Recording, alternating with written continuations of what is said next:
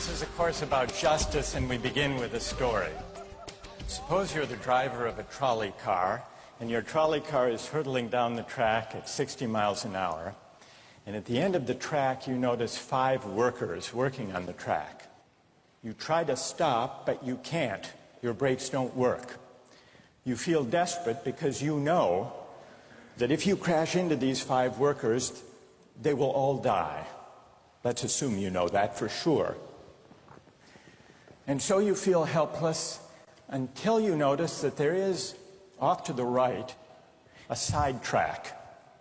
And at the end of that track, there's one worker working on the track. Your steering wheel works, so you can turn the trolley car, if you want to, onto the side track, killing the one, but sparing the 5. Here's our first question. What's the right thing to do? What would you do? Let's take a poll. How many would turn the trolley car onto the side track? Raise your hands. How many wouldn't? How many would go straight ahead? Keep your hands up, those of you who would go straight ahead. A handful of people would. The vast majority would turn. Let's hear first. Now we need to begin to investigate the reasons why you think it's the right thing to do. Let's begin with those in the majority who would turn to go onto the side track. Why would you do it? What would be your reason? Who's willing to volunteer a reason? Go ahead, stand up. Because it can't be right to kill 5 people when you can only kill 1 person instead. It wouldn't be right to kill 5 if you could kill 1 person instead. That's a good reason. That's a good reason. Who else? Does everybody agree with that reason? Go ahead. Well, I was thinking it's the same reason on 9/11. We regard the people who flew the plane into the Pennsylvania field as heroes because they chose to kill the people in the plane and not kill more people in big buildings. So the principle there was the same on 9/11. It's a tragic circumstance, but better to kill 1 and so that 5 can live? Is that the reason most of you had, those of you who would turn? Yes? Let's hear now from those in the minority, those who wouldn't turn. Yes? Well, I think that's the same type of mentality that justifies genocide and totalitarianism. In order to save one type of race, you wipe out the other. So what would you do in this case? You would, to avoid the horrors of genocide, you would crash into the 5 and kill them? Presumably, yes. You? Yeah. Okay, who else? That's a brave answer. Thank you. Let's consider another trolley car case and see whether those of you in the majority want to adhere to the principle, better that 1 should die so that 5 should live. This time you're not the driver of the trolley car, you're an onlooker. You're standing on a bridge overlooking a trolley car track.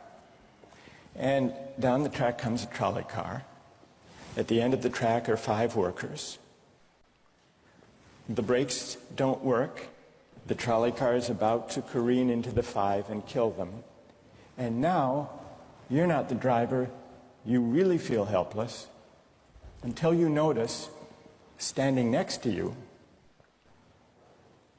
leaning over the bridge, is a very fat man. And you could give him a shove. He would fall over the bridge, onto the track, right in the way of the trolley car. He would die, but he would spare the 5. Now, how many would push the fat man over the bridge? Raise your hand. How many wouldn't? Most people wouldn't. Here's the obvious question. What became of the principle? Better to save 5 lives even if it means sacrificing 1. What became of the principle that almost everyone endorsed in the first case? I need to hear from someone who was in the majority in both cases. How do you explain the difference between the two? Yes.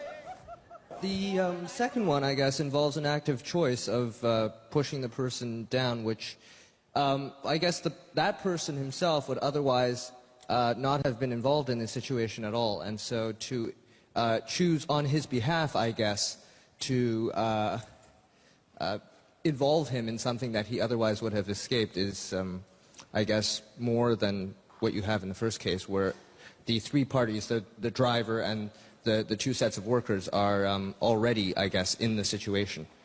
But the guy working, the one on the track off to the side, he didn't choose to sacrifice his life any more than the fat man did he? That's true, but he was on the tracks. And you... This guy was on the bridge. Go ahead, you can come back if you want. All right, it's a hard question. All right, you did well. You did very well. It's a hard question.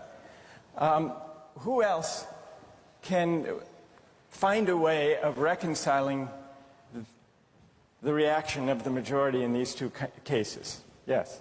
Well, I guess in the first case where you have the 1 worker and the 5, it's choice between those 2, and you have to make a certain choice, and people are going to die because of the trolley car, not necessarily because of your direct actions. The trolley car is a runaway thing, and you're making a split-second choice, whereas pushing the fat man over is an actual act of murder on your part.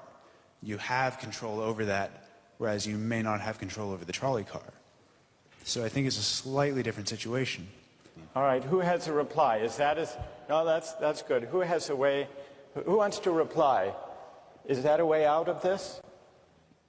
I don't think that's a very good reason, because you choose to, it's either way you have to choose who dies, because you either choose to turn and kill the person, which is an active conscious thought to turn, or you choose to push the fat man over, which is also an active conscious action.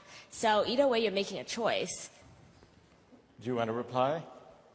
Well, I'm not really sure that that's the case. It just still seems kind of different, the act of actually pushing someone over onto the tracks and killing him. You are actually killing him yourself. You're pushing him with your own hands. You're pushing him. And that's Right. different than steering something that is going to cause death into another. You know, it doesn't good. really sound right saying it now. No, it's good. But I'm up here. It's good. What's your name? Andrew. Andrew. Let me ask you this question, Andrew. Yes. Suppose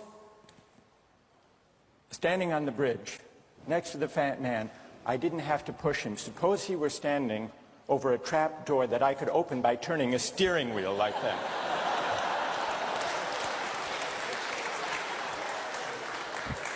Would you turn?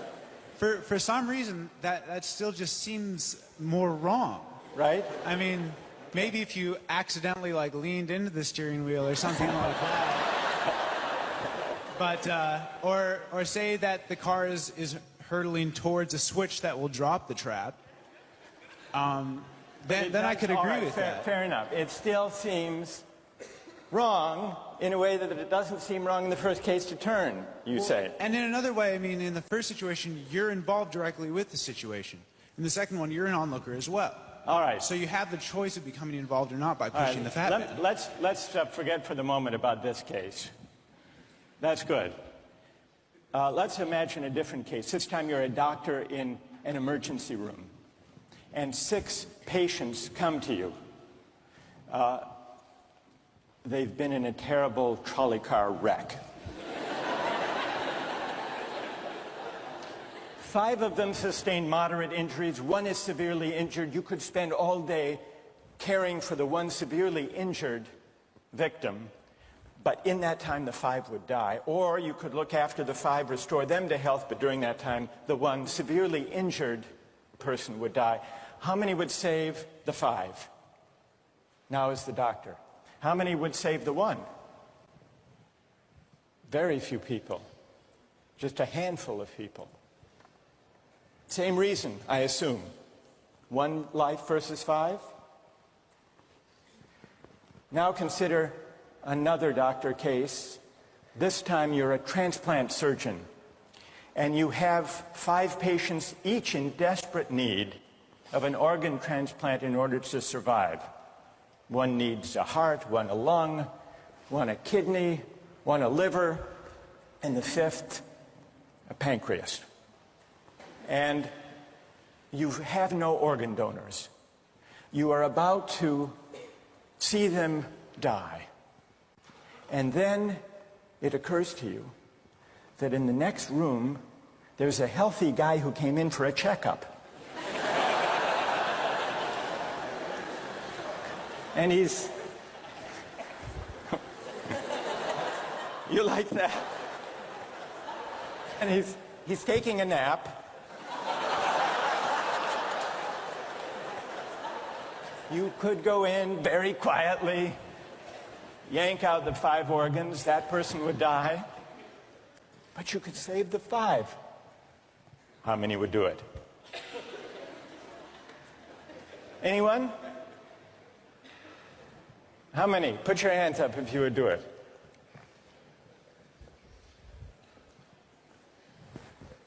Anyone in the balcony? You would? Be careful, don't lean over too much. What? How many wouldn't? All right.